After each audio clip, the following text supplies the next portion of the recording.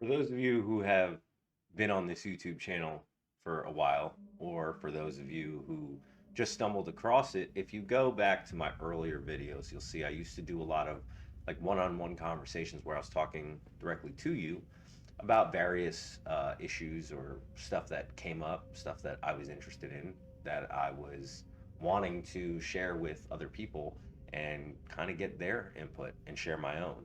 Um, this is going to be one of those videos. This is something that over the last couple days has kind of been on my mind, and I'll explain why. So I'm going to start this off. I feel pretty heavy from a dark place. I've always said to anybody that discusses suicidal thoughts or whatnot, anything in that realm with me, that anyone who claims that they have never had a suicidal thought is a liar, because I think that's a very human quality to have, to get to a point where either you feel a lack of control or something like that, that you feel in that moment in time that that is your one option. That's very, you can't tell me that that's not a human quality to have.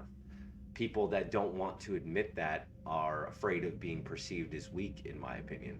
And that's fine. There's nothing wrong with that. As I said, I think it's a very human quality to feel that way at some point or another in your life. And it's also very normal for it to come up and rear its ugly head multiple times when you feel like you're at a better point than you were when you previously had those thoughts. So, as a preface, that's what I'm going to be talking about in this video. Now, all that being said, my reasonings for making this video are simply because I had a conversation with a pretty good friend that I haven't talked to in a while uh, this past week, and they're in a dark place. I'm not going to get into specifics as to why. Um, let's just say life has happened as it does to everyone, and they're reaching a point, or they have already reached this point, where they feel such a lack of control in their life at that moment. And I shared a story from my life, and I could tell when I shared that story that resonated really deeply with them, and that's why I want to share it with you, and then talk about where I've come from since that point, why I've gotten to the point I'm at now, and kind of how I deal with things at present time and how I dealt with them previously. When I lived in New Orleans for a brief period there, I want to say it's about close to a year. Um, I didn't really know what I was doing. Not that anybody does, mind you, but I didn't know the direction that I wanted to go. I thought I did. Um, and as time went on, there was issues that were going on in my personal life, business life wise, and at that time, I used to open carry for a while. I used to own a 9mm Smith and Wesson Sigma. It's a pistol for those of you who don't know. Um, and it was readily accessible for a while. And I remember the girl that I was seeing at the time, we had gotten into an argument, and I went and grabbed my gun case, and which had the pistol and the magazines in there, and went to go into the bathroom, and it resulted in like not a physical altercation. Basically, she tried to stop me. She grabbed my shirt, and I remember my shirt ended up ripping, and she was trying to stop me because realistically, and it makes sense in retrospect, that she thought I was going to go in the bathroom and kill myself, which was honestly not the case. Um, the reason that I wanted to go to the bathroom with my handgun is at that point I felt such a lack of control in my own life that it was comforting to be able to look at a handgun and know, truly know, that if I wanted to take my life, I could. The option is right there. And that's, I want to take a quick pause here for a very specific reason. What we're talking about right now in this specific part of the video is very dark, and I wouldn't be surprised if it reminds you of thoughts you've had in the past or even currently. The important takeaway, let's just negate everything else I say in the video, is this part, and I'd rather put it in the middle so you are more inclined to hear it and hopefully take it to heart than like at the end of the video or something like that, where it almost feels like an afterthought, because the whole point of this video is to help someone. I don't know who it is, but someone. If you are ever at this point that I am describing, before I continue with the rest of the story, I implore you to look into a mental health wellness plan. You can literally put mental health wellness plan into Google, and it will help you walk through steps that you can take to alleviate these feelings you're having. People you can call, things you can do, and you can even find ones that you can print out and keep in your wallet, so or in your purse, so it's something that's always readily available if you get to this point. And the important takeaway is, if you do not have the mental fortitude at this particular time to have something as a backup, to have a structured plan to help you, especially if you feel alone, you feel like you have nothing else going for you, that is something that will always be there. That is not a person, that is something that you created for yourself. And as I said, you know yourself the best. So I implore you to please, please look into a mental health wellness plan, even if you don't feel you need it at this point. It would be better to not need it and have it than need it and not have it. So please do me the favor and look into it. And then we will continue with the rest of the story. You know, for a lot of people, that might be unsettling because they're like, well, why? Why is your mind in that point? There's a lot of reasons why. I'm not going to get into that really. The focus of it is the fact that I got to that point. Um, and I think, again, going back to what I said previously, it's a very human, maybe not to do that. That's a pretty extreme situation, I think. I mean, a step above that would actually be like having it in my mouth or putting it against my temple with a round in the chamber. And make no mistake, I'm not telling you this for sympathy. I don't want you to feel bad for me. I'm telling you this because I want you to realize, whoever it is that is watching this, that there are people that might have more severe inclinations when they get to that dark a point, or less. You know, everybody's different, everybody handles things differently, but it is universal, I believe, to get to a point where you feel so out of touch and so out of control within your own life that you're going to start to look for things that, yeah, it's not healthy at all to get to that point, but where you start looking for a way to kind of placate yourself with being like, oh, well, this is my control. This is my control. So that was the situation I wanted to share with you first and foremost.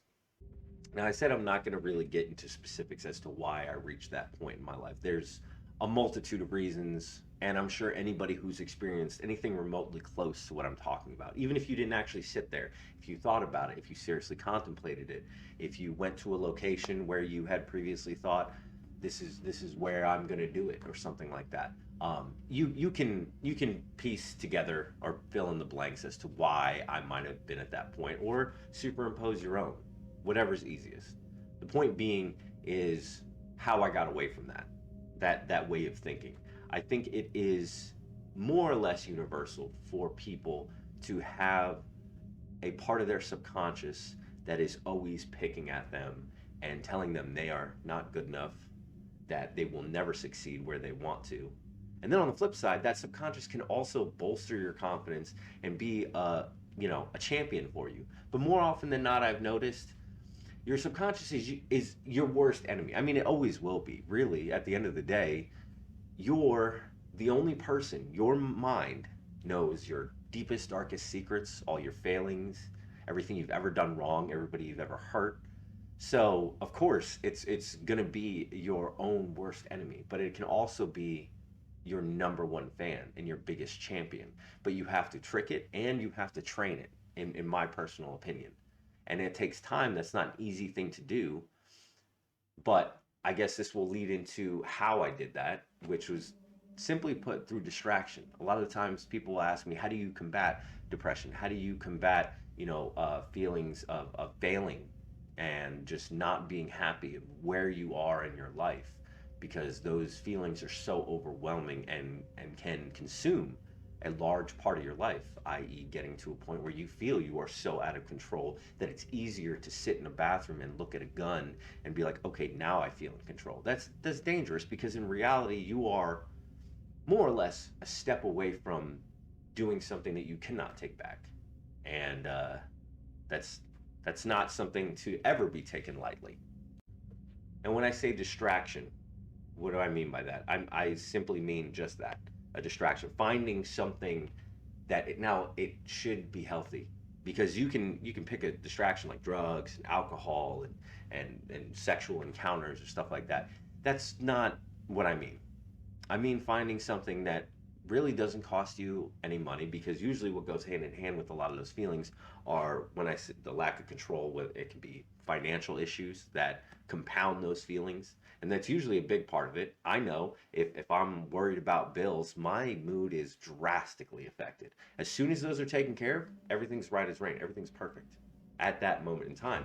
But it takes that training yourself with the distractions that I'm talking about to get to a point where you start to realize everything will work itself out. It always does.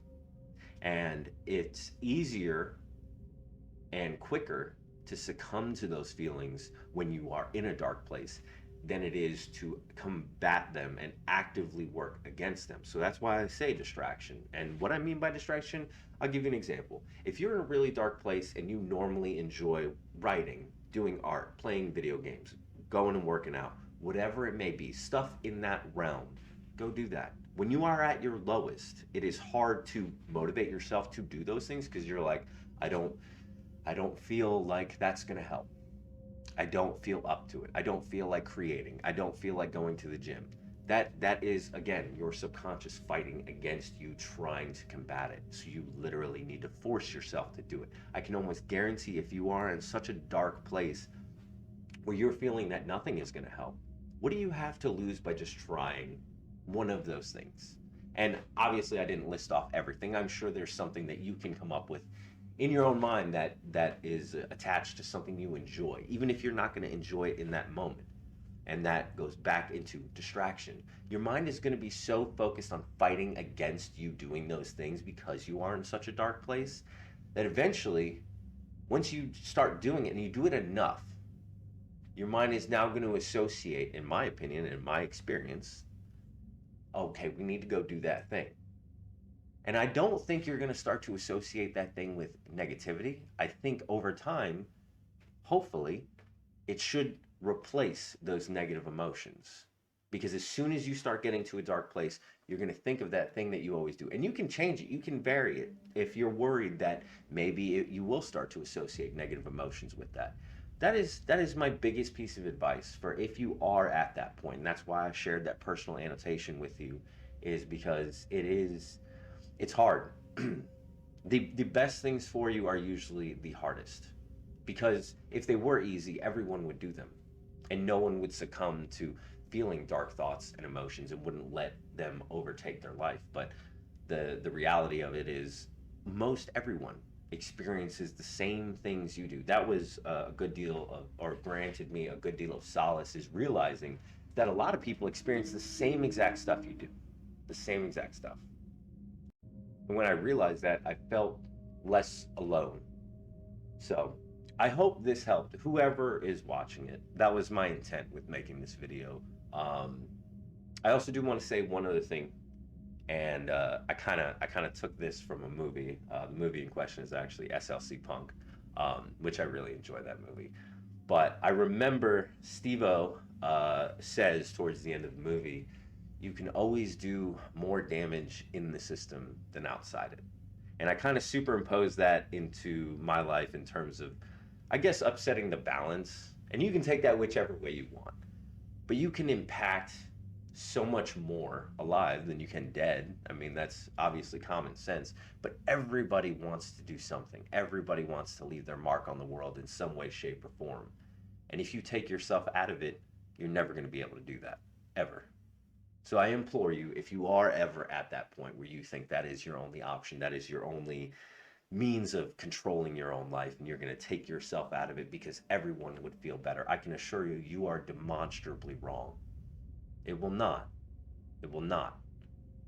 If you can't do it for yourself, do it for somebody else. But I think the most important takeaway is you. You need to work on it for you.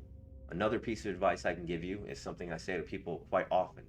You can't build a house on a shitty foundation. That foundation is the building blocks of who you are as a person. And if those building blocks, that foundation of you, has been destroyed or eroded or is breaking down because of stuff you've experienced in your life, you need to take time to fix those building blocks, fix that foundation. Then, then and only then can you start to build that house, and that house will be your life. So I can assure you that if you focus on those things, there is a distinct likelihood that you will be able to achieve the happiness that you so long have wished for and strived for. I wish you luck on your journey, whoever it is that is watching this, and I hope this helps in some way, shape, or form. With that, you have a great rest of your day, night, whatever it is when you're viewing this, and I will see you again. Have a good one.